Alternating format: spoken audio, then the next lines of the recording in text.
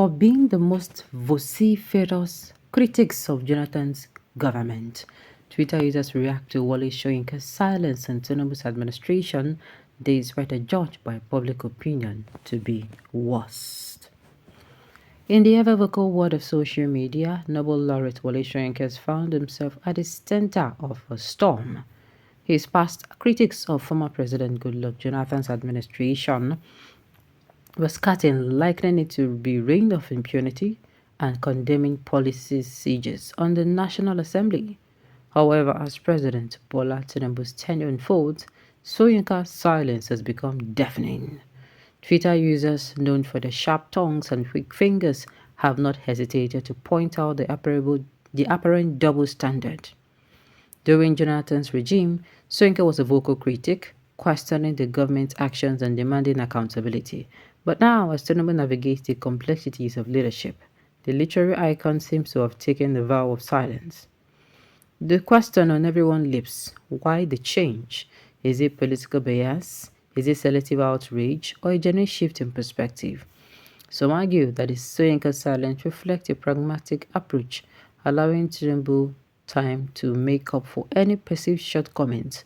Others, however, see it as a betrayal of principles, a departure from the fearless critic they once admired. Soyinka himself has clarified that this deliberate delay is a personal policy, a reserved judgment until 1 year into Tinubu's administration, giving the president ample opportunity to address any deficiencies. But a court of public opinion remains divided. Has Soyinka pen lost its ink, or is there a deeper game afoot? As the Twitter verse buzzes with speculation, one thing is certain. Wale Soyinka's silence speaks volumes. Whether it is a calculated strategy or a genuine change of heart, only time will tell. Until then, the virtual jury deliberates, and the literary giant remains an enigma in the age of 280-character debates. For the sake of clarity, the age of 280-character debates began in September 2017 when Twitter expanded its infamous character limit from 140 to 280. The change sparked both jokes and rage, but Twitter hoped it would attract new users. While the move altered the nature of the service, it also presented a unique challenge for word lovers, how to be creative within the expanded limits. So in a nutshell, 280 character debates have been part of Twitter landscape for several years now. A Twitter user tweeted, "This is how life plays out. Fuel, 87 naira, bag of rice, 10,000 naira, spaghetti, 16 naira, bread, 150, life goods, 12k, pint of gari, 180, university fees, less than 50k, crate of eggs, 600, Lagos to Abuja flight, 20k, 2006 Corolla, 1.2 million naira, pack of Indomie, 800, yet a professor called the sitting president worse than Nebuchadnezzar and even invented a new nomenclature for the wife of the president, Shippopotamus. Now Nigerians can barely feed. He's busy praising the administration on board and attacking the opposition. Surely that someone is a professor, or does not mean absolutely that he or she is most intelligent and reasonable. Being knowledgeable and being intelligent are indeed two different things. Beautiful morning to you all. Her tweets no doubt generated comments of which most could be considered to be acerbic. Nigeria must be great. Okay, Twitter user tweeted, tribalism is worse than racism. His education is a waste. Even people in the village that didn't attend any school at all are far better than him. One of the achievements of Tinubu, okay, Twitter user also tweeted, one of the achievements of Tinubu is exposing this man for who he is. Another tweeted, another angle. In a similar vein, a Twitter user commented he was asked to rate administration after a customary 100 days in office review, and he said he won't talk on performance till after 1 year. He thought 1 year won't come. Well, that's the time now. It is now 1 year and 3 months. He has refused to give his scorecard. In fact, criticizing Wole Soyinka for not speaking truth to power during Bola Tinubu's era is a subjective matter. However, it is essential to consider the context and individual perspective. For instance, Wole Soyinka, an acclaimed playwright, novelist, and Nobel laureate, has made immense contributions to literature and human rights in Nigeria. His dedication to truth, freedom, and artistic excellence is widely acknowledged. Naming a road after him, the Wole Soyinka will reflect the recognition of his impact on Nigeria's international acclaim. However, during Bola Tinubu's tenure, opinions on his government and policies varied, and some may criticize Soyinka for not being more vocal during this period.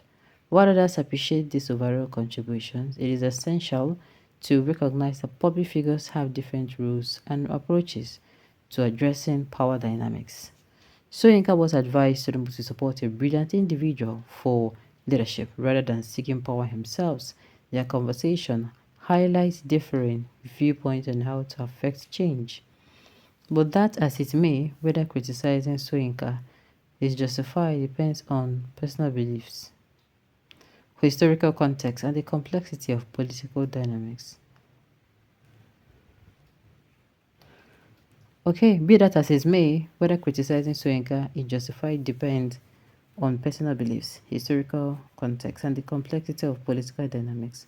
As with any public figure, options would differ, but acknowledging Soyinka's broader impact is crucial. Okay. Yes, Soyinka has been actually quiet, and it is not supposed to be so. So somebody will come and say, "Come took to the streets when things were fair." Hmm? Now them, will you fight the person that pay him so that he has to be silent, my dear Ataya? Nigeria, so-called intelligentsias, are nothing but political jobbers and opportunists. Thank God I don't see person for whom you be sure. People like this don't speak for the people, they speak for the cause they belong to. Soyinka never stood for anyone, he stood for himself. Alright, people like this don't speak for, okay, I think I've said it before. I don't think Prof has lost his ink, but rather the two decisions that the president have taken so far that is affecting our economy, first subsidies removal and the foreign exchange market stabilization, are just necessary. What do you want him to say? He knows that these policies are necessary. Prof is educated enough to know what is right and wrong. Okay. Prof, here to get the tribal sentimentalism, only leaders of other tribes are wrong. He lacks the ability to tell the truth to power, no matter how low Nigerian sinks. Every voice get their own test of time. Prof is not an exception. It is now. Alright. Anyone expecting Wole Soyinka or any other prominent Yoruba person to condemn Tinubu's government, that person is wasting him or her time. The Yorubas are one of the most tribalistic people in Nigeria. Just like the Hausa and Fulani people, they will never complain, but let it be someone who does not know you from their tribe. You will see them talking and calling for protests. Alright, on this note, you have come to the end of the news. We say thank you for tuning in to listen until I come your way next time. Enjoy the rest of your day.